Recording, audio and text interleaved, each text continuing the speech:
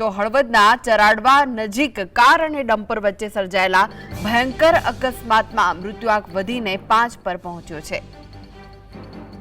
ઘટના સ્થળે 3 લોકોના મોત થયા બાદ મોરબીથી વધુ સારવાર માટે રાજકોટ રિફર કરાયેલા ગંભીર ઇજાગ્રસ્તોમાંથી ભરતભાઈ પ્રભુભાઈ દઢૈયા અને પ્રેમજીભાઈ શંકરભાઈ દઢૈયાનું સારવાર દરમિયાન મૃત્યુ થઈ ગયું છે। સારવાર કારગત નીવડે તે પહેલા બંને અંતિમ શ્વાસ લીધા હતા। અકસ્માતમાં એક જ ગામ રણછોડગઢના 5 લોકોના મોત થતા સમગ્ર ગામમાં શોકનું મોજું ફરી વળ્યું છે। પરિવારોમાં માતમ છવાયો છે, જ્યારે સમગ્ર પંથકમાં ગમગીની અને અરેરાટીનો માહોલ જોવા મળી રહ્યો છે।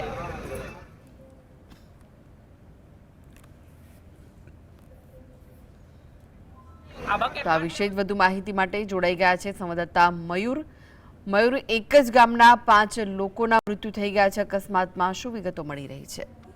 જી કૃષ્ણા, ચોક્કસથી જણાવ્યું કે ગત રાત 9:30 વાગે ચરાવડા સીએનજી કંપની પાસે ગમકવાર અકસ્માત સર્જાયો હતો, જેમાં ઘટના એવી છે કે હળવદ તાલુકાના રણછોડગઢ ગામના પરેશ દઢૈયા નામના યુવકનો માનસર પાસે અકસ્માત થયો હતો, જેને તેના પરિવાર અને આજુબાજુના 5 થી 6 જણા લોકો કારમાં મોરબી સારવાર અર્થે લઈ જયા હતા। તે ચરાવડા પાસે ગમકવાર અકસ્માત ડમ્પર સાથે સર્જાયો હતો, જેમાં ઘટના સ્થળે 3 લોકોના મોત થયા હતા।